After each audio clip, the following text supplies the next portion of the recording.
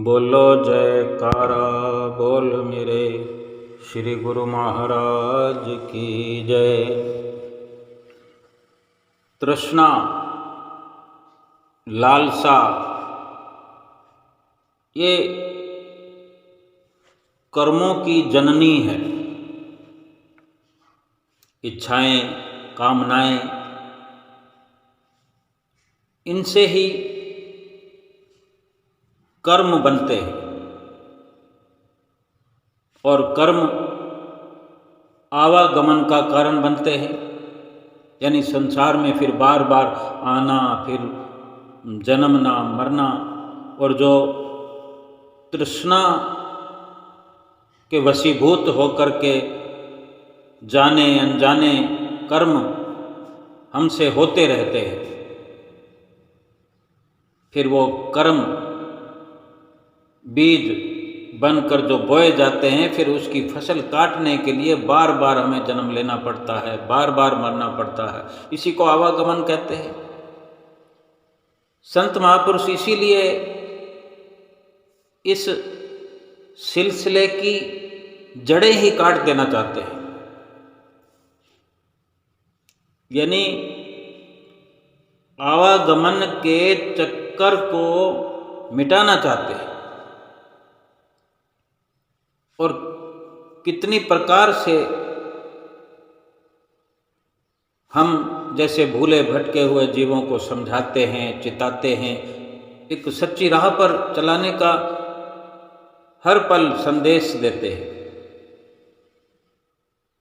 उनकी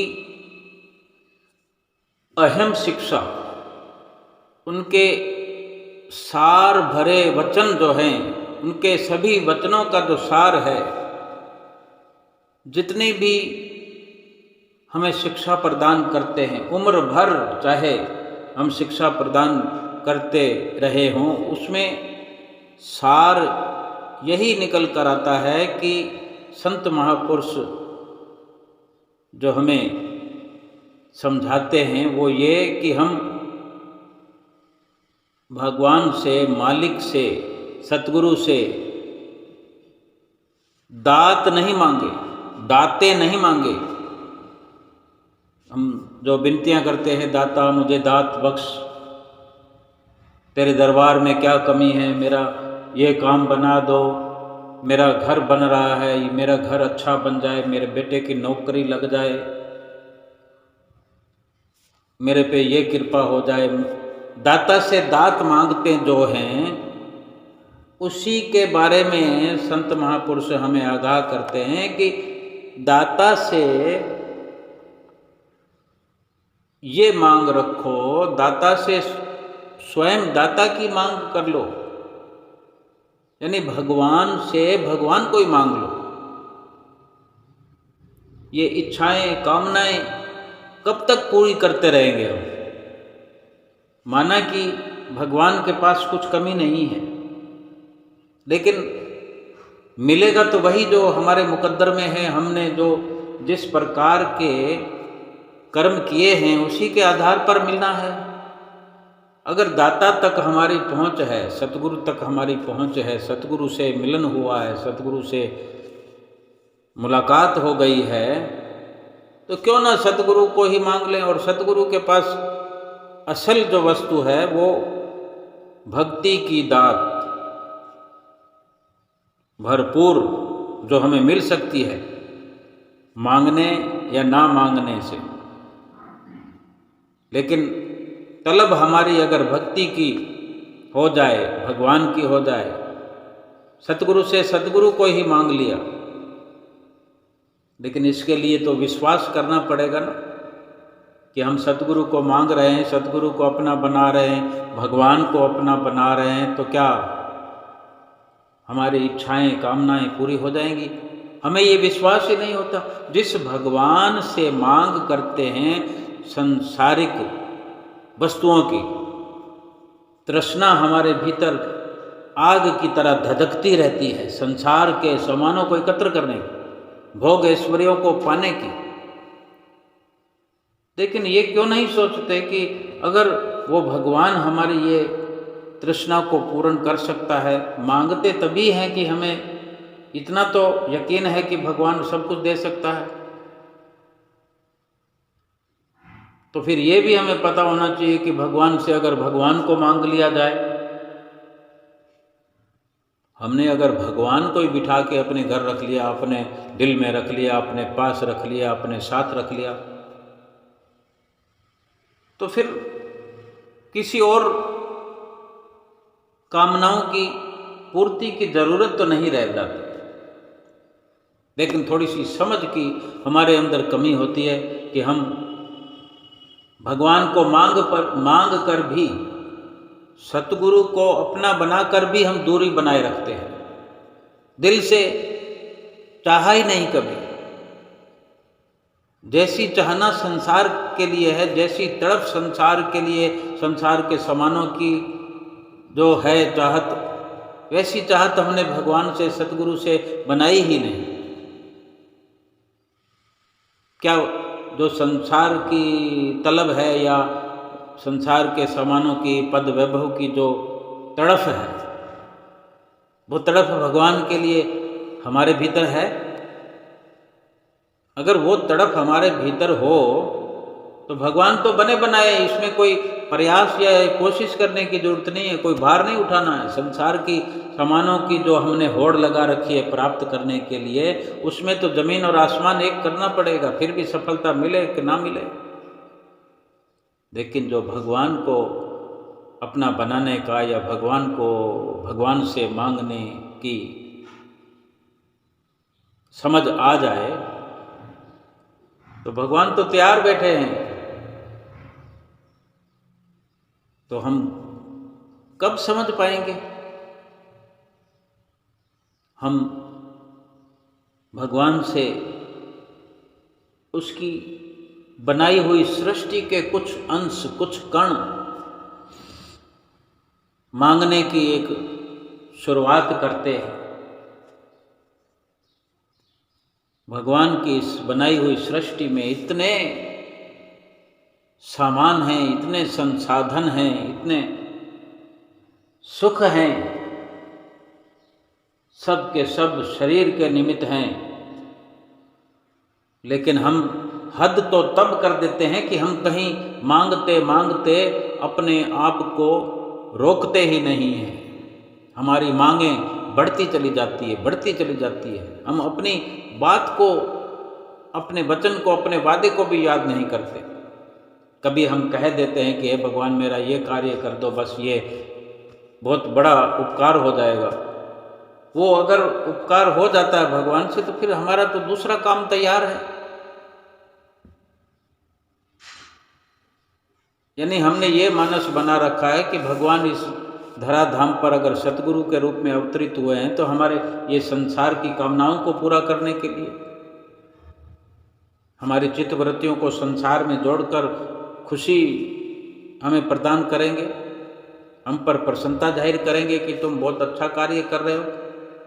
संसार में मनुष्य जैसा शरीर धारण करके संसारिक सामानों की उदर पूर्ति, संसारिक सामानों को इकट्ठा करके शरीर की उदर पूर्ति में लगे हो, शाबाशी मिलेगी हमें, ऐसा सोच लिया हमने। तभी रात और दिन मांगते रहे, सोए सोए हुए भी कुछ ना कुछ मांगते रहते हैं।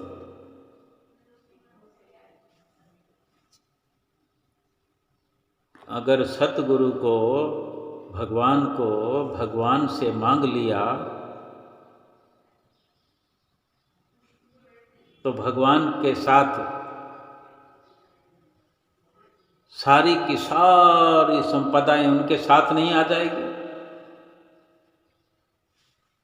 जो बच्चा अपने पिता का बन के रहता है, पिता को अपना बना के रहता है, पिता तो है लेकिन पिता को समझे, वो बात है। पिता को अपना अंगरक्षक बनाए, अपना सखा बनाए, अपना साथी बनाए, अपना पिता हर वक्त समझे, पिता की आज्ञा में रहे, पिता की सेवा करे, केवल उस पिता की वसीयत पर नजरें गड़ाए बैठा रहे और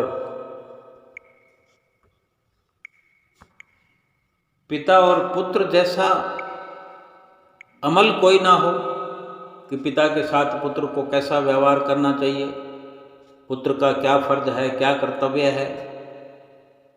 लेकिन अगर केवल पुत्र को पिता के साथ रहना आ जाए, अदब से रहना आ जाए, आदर भाव आ जाए, आज्ञा व मौज पर चलना आ जाए, पिता की सेवा करने का ढंग आ जाए, तो क्या पिता की जायदाद, पिता की वसीयत पुत्र को नहीं मिलेगी?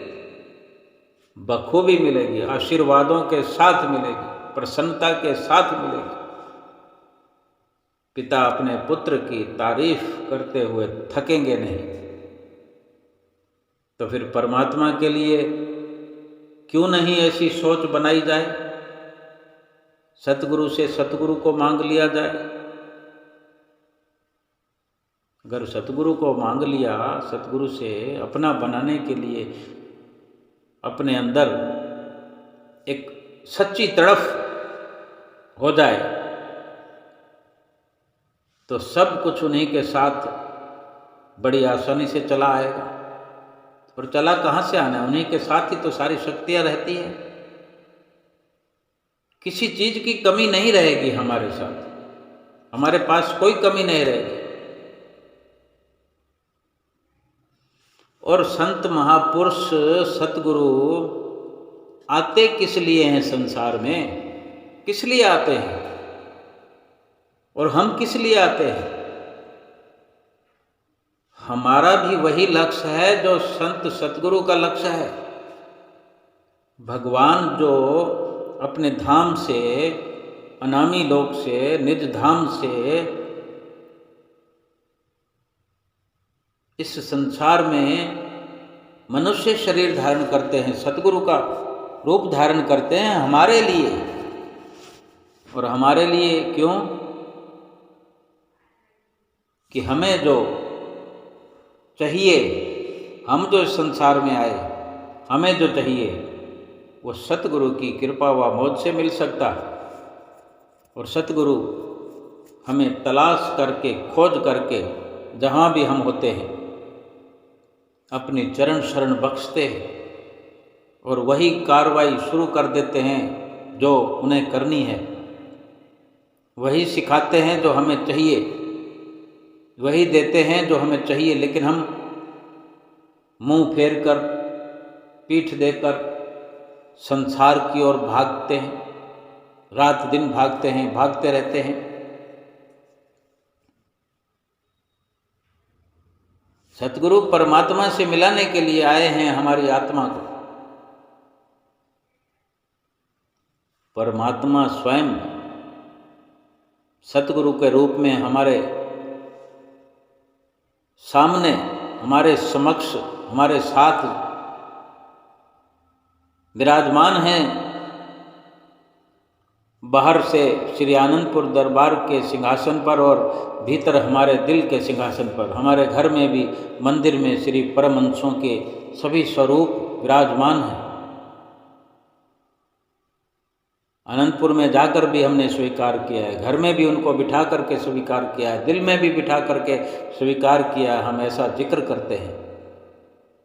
फिर भी उन्हीं से उन्हीं को मांगना बाकी है। वो लगन नहीं, वो तड़फ नहीं, तभी हमारी ये तृष्णा की आग जो है भड़कती है। और इसी के कारण कभी शुभ तो कभी अशुभ कर्म लगे रहते हैं। और कर्मों की खेती काटने के लिए हमारा जन्म मरण का आवागमन ये चलता रहता है। संतों का मिशन तो यही है कि वो हमारी जीवात्मा को परमात्मा से मिलाने के लिए आते हैं, परमात्मा से मिलाना चाहते हैं। वे स्वयं तो इच्छाओं से, कामनाओं से रहित होते हैं, मुक्त होते हैं। और हमें भी अपने जैसा बनाना चाहते हैं और अपने जैसा बना लेते हैं। लेकिन हम न बनना चाहें फिर मुश्किल है। क्योंकि जो जीव पूरे सतगुरु की शरण में आकर प्रीत से प्रतीत से, भाव से, दिल से पूरे गुरु के बख्शे हुए नाम का लगातार बार बार हर पल हर घड़ी नाम का सुमरन भजन अभ्यास करता है, वो प्रभु से मिलकर उससे एक रूप हो जाता है। भले ही दिखने में हम शरीर रूप में दिखते हैं, लेकिन सूक्ष्म रूप में हम सतगुरु के साथ मिल जाते हैं।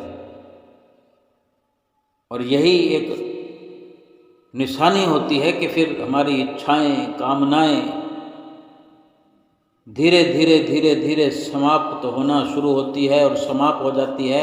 तृष्णा की आग बुझ जाती है, बिल्कुल ठंडी ठार हो जाती है। फिर ना कोई शुभ कर्म होते हैं हमसे, ना अशुभ कर्म होते हैं। जब अभ्यास करते करते, नाम जपते जपते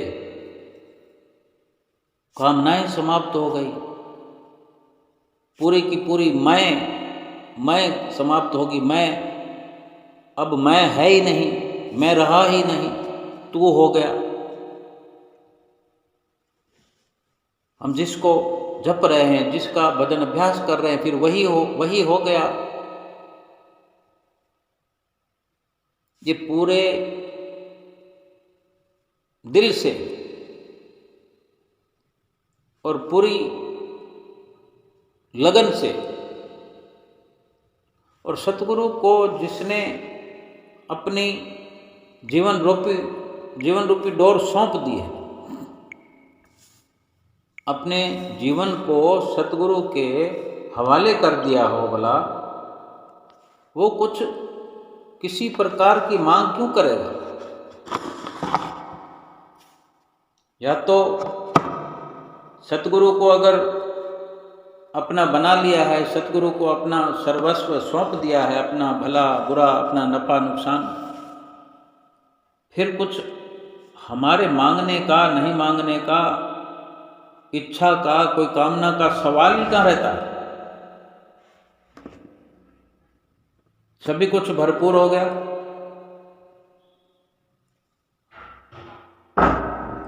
जब तक इच्छाएं, कामनाएं हैं, तब तक सतगुरु से दूरी बनी हुई है।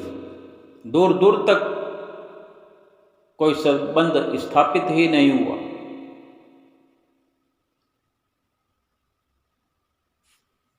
जब मैं था तब गुरु नहीं, अब गुरु है तो मैं नहीं। प्रेम गली अति सांकरी, जामे दो ना समाही। यानी जब तक मैं है हमारे भीतर, तब तक हमारे भीतर गुरु प्रवेश नहीं करता। और जब गुरु प्रवेश करता है तो फिर मैं नहीं होती, मैं समाप्त, मैं नहीं रहा। क्योंकि ये प्रभु प्रेम की जो गली है, ये इतनी तंग है, इतनी संकड़ी है। इसमें यानी यूँ कहें कि ये दिल जो है, इसमें एक ही रह सकता है।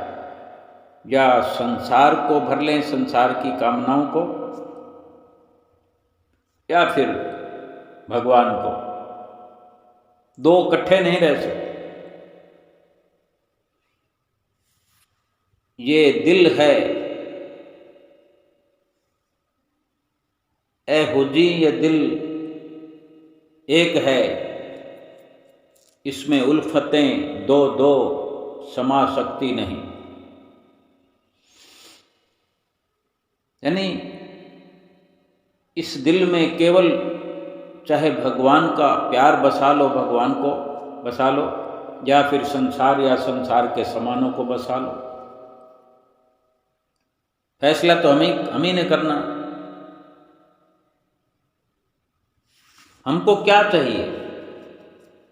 सुख चाहिए, सुकून चाहिए, शांति चाहिए, क्या वो भगवान को मांगने से, सतगुरु को मांगने से, सतगुरु को अपना बनाने से, अपने आप को सतगुरु के हवाले करने से क्या सुख हमें नहीं मिलेगा?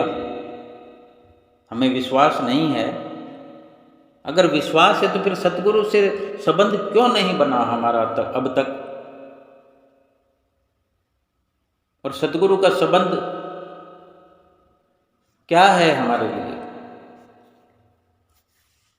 अब सतगुरु के संबंध के लिए फिर हमें समय की कमी पड़ जाती है, दिल भी हमारा उधर नहीं लगता, शरीर भी हमारा उधर नहीं खिंचता। यानी हम चाहते हैं हम बने तो संसार के रहे, पूजा संसार की करें, कामना संसार की करें, कुर्बानी संसार की करें, संसार पर मर मिटे। संसार का ही प्यार है, संसार से ही मोह है, संसार में ही चित्तवृत्तियां लगी हुई है, और सतगुरु या भगवान हमारे बन जाए, ये कैसे संभव? और फिर सतगुरु और भगवान की जरूरत क्यों है हमें? अगर सतगुरु की जरूरत है तो फिर संसार की जरूरत क्यों है? सतगुरु ने संसार में रहना मना नहीं किया, सतगुरु ने संसारिक सामानों को उपभोग में लाना मना नहीं किया, सोना चांदी हीरे मोती पहनने से भी मना नहीं किया है, महल माड़ी बंगले गाड़ी ये रखने से भी मना नहीं किया। और ये तो सतगुरु के पास भी हैं, हम देखते हैं ना, सतगुरु स्वयं गाड़ी में विराजमान होते हैं, कितनी सुंदर कार है, श्री कार में विराजमान होते हैं। और सतगुरु के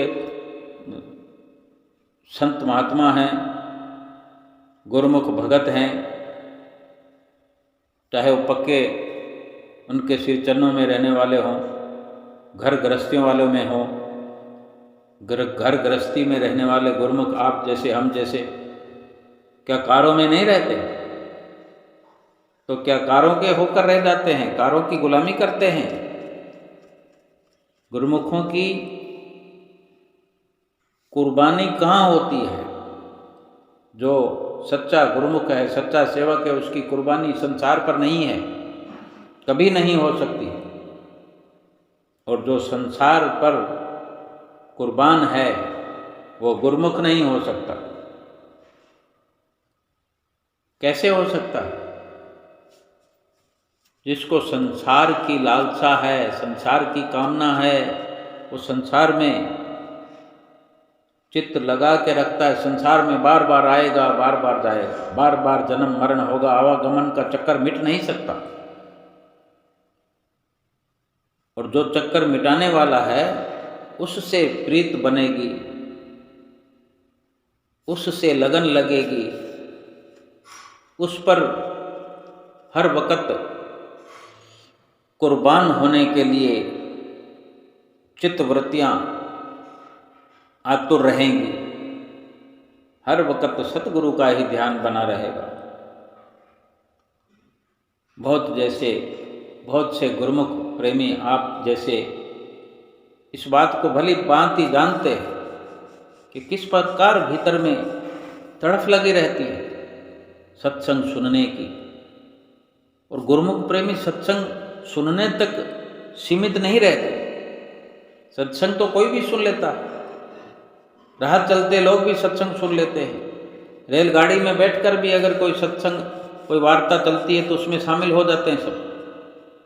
जगह जगह सत्संग चलते देखे हमने, ढोल मंजीरे खड़क रहे होते हैं, लेकिन उनकी चित्तवृत्तियां कहाँ हैं? संसार में। तो जिह्वा से ये रटन होता रहने से क्या भगवान की प्राप्ति होगी? देखो, मीरा का जो दृष्टांत गुरुमुख प्रेमियों ने सुना है, सारे संसार ने सुना है, किस प्रकार तड़फ थी भगवान के लिए? क्या हमने विचार किया कभी? ऐसे कितने ही दृष्टांत हैं, बार बार सुने हमने, पढ़े भी हैं। लेकिन अगर हम किसी भी दृष्टांत के माध्यम से अगर हम प्रेम सतगुरु से कर पाए हैं, कुर्बानी वाला, त्याग वाला, यानी अपने इन श्वासों को कहाँ कुर्बान करना, यानी खर्च करना या कुर्बान करना, यानी अपने श्वासों को कहाँ लगाना चाहेंगे हम? जो गुरुमुख प्रेमी हैं, खाना खाते हुए, खाना बनाते हुए, उठते हुए, बैठते हुए, सोते हुए, आधी रात को नींद खुल जाते, हे गुरु महाराज, हे मेरे सतगुरु, हे मेरे दाता, ऐसी शुद्ध शब्दावली मुंह से, क्योंकि मुंह में, जबान पर ये शब्द आते हैं कि वो पहले से दिल में भरे पड़े हैं, दिन भर चिंतन होता है। और ये सदगुरु ने जो 5 नियम बनाए हैं, किस लिए बनाए? इतनी इतनी देर तक खड़े रहकर आरती करना, खड़े रहेंगे आरती करते हुए हम। श्री गुरु महाराज जी श्री आनंदपुर दरबार में हैं अभी, और जब शाम को आरती का समय होता है 6:45 बजे, 7 बजे श्री गुरु महाराज जी आते हैं। किस प्रकार एक एकाग्र चित्त होकर के हमारे सामने विराजमान होते हैं। हम कभी इधर झांकते हैं, कभी उधर झांकते हैं, कभी इधर हमें खुजली होने लगती है, कभी हमारी टांग दर्द होने लगती है, कभी हाथ जोड़े हुए, कभी इसको देख रहे हैं, कभी उसको देख रहे हैं। जबकि वहाँ पर खड़े होकर हमने क्या देखना होता है? श्री दर्शन करने होते हैं, श्री आरती का गायन करने होता है, और श्री गुरु महाराज जी के दर्शन करने होते हैं, परमहंसों के दर्शन करने होते हैं। फिर हम इधर उधर देखते हैं, ताकते हैं, झांकते हैं। क्यों हमारा ध्यान भटकता है? परिपूर्णता नहीं है। हम वहाँ पहुँचते हैं। ये श्री गुरु महाराज जी ने मर्यादा इसीलिए बनाई है कि हमारा जो ध्यान भटकता है, धीरे धीरे धीरे धीरे एकाकी भाव आए, एकाग्रता आए, कि हम आँखों से श्री दर्शन करें। श्री दर्शन करते हुए हमारे भाव जो हैं बड़े सुंदर अर्थों को लिए हुए होने चाहिए। वहाँ से ये शिक्षा प्राप्त करें कि किस प्रकार श्री गुरु महाराज जी एकाग्र चित्त बैठे हुए हैं हमारे सामने, अपना कीमती समय हमारे सामने बैठकर दे रहे हैं हमारे लिए। और हम सोच विचार करें कि क्यों ये सब रचना है, तो धीरे धीरे समझ भी आएगा कि हमारे लिए ये रचना रचाई जा रही है कि हम कुछ देर खड़े होकर, कुछ देर बैठकर, कभी दंडवत करते हुए, कभी उठते हुए, कभी बैठते हुए, कभी दर्शन करते हुए, कभी आशीर्वाद प्राप्त करते हुए, बार बार अपने ध्यान को संसार से हटाकर भक्ति में, नाम में, सतगुरु के ध्यान में लगाते चले जाएं, तो दिल का खजाना भरेगा कि नहीं भरेगा? फिर उठते हुए, बैठते हुए, राह चलते हुए, रात को जाग हो जाने पर फिर क्यों नहीं वो ऐसे शब्द निकलेंगे? और जब वहाँ पर खड़े होते हैं आरती में, चाहे श्री आनंदपुर में हो, तो घर तो छोड़कर जाते हैं। गुरु महाराज जी ने कुछ दिनों के लिए हमारा घर छुड़वाया, अपनी शरणी लगाया, अपने साथ रहने का अवसर दिया। अब हम अगर वो सब कुछ नज़ारे अपने भीतर में भरपूर न करें, एकत्र न करें, खाली के खाली आ जाएं, फिर सतगुरु क्या करें? और गुरुमुख प्रेमी जो हैं वो जाते ही इसी मकसद के लिए हैं कि कुछ दिन सतगुरु के इन बाहरी आँखों से दीदार करें। इन आँखों की भी तो प्यास है ना, पेट की प्यास है। अब पेट के अंदर भूख मिटाने के लिए हम कुदरती जो रचना है उसी रचना का एक कोई अंश हमने निर्धारित किया हुआ है कि हमने रोटी खानी है, दाल खानी है, सब्जी खानी है। अब ये पिज़्ज़ा बर्गर यही खाते रहेंगे तो हम भ्रमित हो जाएंगे, डॉक्टर के पास जाना पड़ेगा। आँखों की अगर हम आँखों को प्यास तो लगी है, आँखें कुछ ना कुछ देखेंगी, चाहे संसार के दृश्य आँखों को दिखाएं, मोह प्यार की रचना, मोह का इसमें विस्तार करें, या फिर सतगुरु के दर्शन कराएं, सतगुरु के दर्शनों से इन आँखों की प्यास बुझाएं। गुरुमुख प्रेमी कहते हैं कि अब मेरी आँखों को दीदार करके मेरी आँखों को सुकून मिला। इसी प्रकार कानों से सतगुरु की आवाज़ सुनते हैं और कुछ महसूसात होती है। सतगुरु में क्या है ऐसा जो हमारा दिल उसमें लगता है? ये गुरुमुख प्रेमियों की बात है, गुरुमुखों की बात है। एक शब्द मुख से उच्चारण होते हुए जयकारों की ध्वनि से दर्शन हाल गुंजा देते हैं गुरुमुख प्रेमी। एक झलक से ही जयकारों से गुंजा देते हैं। वातावरण में जयकारों का घोष ऐसा होता है कि हमारे रोम रोम में जयकारे गूंजने लगते हैं। क्या है ऐसा? ये प्रेम है, प्रेम। जिन प्रेम कियो तिन ही प्रभ पायो। मीरा ने जो घर बार संसार से ध्यान हटाकर, अपनी सुरती हटाकर भगवान श्री कृष्ण की दीवानगी की हद तक जो प्रेम किया, तो उसने पाया सतगुरु से प्रीत और प्रतीत से जो नाम मिला हुआ है उसकी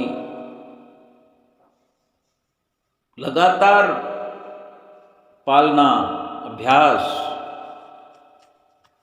जितनी भी रचना सतगुरु ने रचाई है आज तक और जो रचाई जा रही है, वो केवल इसलिए कि हम गुरुमुखों को, हम प्रेमियों को आत्म कल्याण के लिए सुविधा हो जाए, हमारी चित्तवृत्तियाँ संसार से हटते हटते हट जाएं,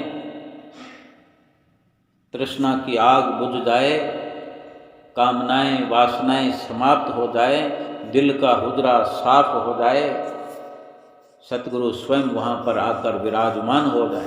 विराजमान होना चाहते हैं सतगुरु, हमारे दिल में रहना चाहते हैं। अगर हम स्वयं उनका आह्वान करें, उनको बिठाना चाहें, तो सतगुरु हमारे दयावान हैं, दयालु हैं। उनको और कोई ठिकाना मिलता ही नहीं, गुरुमुखों के दिलों में ही रहना चाहते हैं।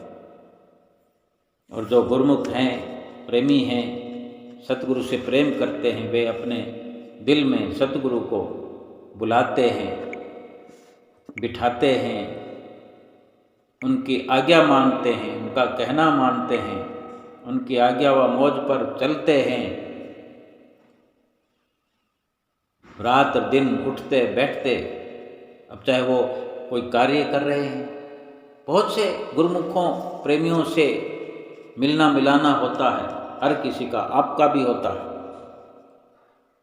बहुत कुछ ऐसा देखने में आता है कि गुरुमुख प्रेमी अपने घरों में उठते बैठते, खाना खाते हुए भी कोई भजन की, कोई शब्द की लाइन निकल जाती है, राग से, अनुराग से, जैसा भी होता है। गुरु महाराज जी के गीत गा रहे होते हैं, कोई नहाते हुए भी नाम जप की आवाज़ आ रही होती है, नहाते हुए भी गुनगुना रहते हैं, भजन बोल रहे होते हैं।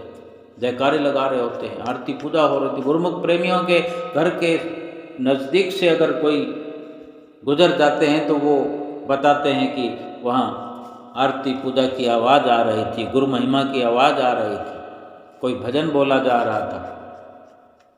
ये आचरणमयी व्यवहार है। जो अमल करते हैं, जो अमली कार्रवाई करते हैं, वो कामनाएं अपने भीतर नहीं रखते, वो भगवान से कुछ मांगते नहीं हैं, भगवान को ही अपना बना लेते हैं, सतगुरु को ही अपना बना लेते हैं। यानी इतने होशियार और समझदार हो जाते हैं कि कुछ पीछे नहीं छोड़ते, सभी कुछ अपना कर लेते हैं। क्योंकि एक भगवान को अपना बना लिया तो भगवान की सारी जायदाद, वसीयत, सब कुछ गुरुमुख प्रेमी का हो गया, भक्त का हो गया। ये कला तो बहुत अच्छी है और ये कला हमें आनी ही चाहिए। इस जो प्रेम है, ये जो समझ है, इसका बहुत बड़ा लाभ है कि कर्मों से, बंधन से छुट्टी, कर्मों का बंधन समाप्त हो जाता है। और जब कर्म रूपी बीज बोए ही नहीं जाएंगे तो फसल भी, दुख और सुख रूपी फसल भी हमें काटनी नहीं पड़ेगी। अगर शुभ कर्म हो या अशुभ कर्म हो, दोनों को काटने के लिए तो जन्म मरण होता रहे। सतगुरु की चरण शरण हासिल होने का सबसे बड़ा लाभ यह है कि वो ना शुभ में रहने देते हैं, ना अशुभ में। शुभ और अशुभ से न्यारा कर देते हैं, शुभ और अशुभ से ऊपर उठा लेते हैं। यानी भोगने का काम ही खत्म। जब खाता ही नहीं रहेगा, शुभ और अशुभ दोनों ही खाते फाड़ देते हैं। यानी ना कुछ रहे, ना लाभ ना हानि, ना अच्छा है ना बुरा, ना सुख ना दुख, इन सब से ऊपर कर देते हैं। ये प्रेमा भक्ति है, ये निष्काम कर्मों की सीख है जो सतगुरु से मिलती है। यानी जिस गुरुमुख ने अपनी बागडोर सतगुरु के चरणों में रख दी, उनके हाथों में दे दी, अपने आप को सौंप दिया,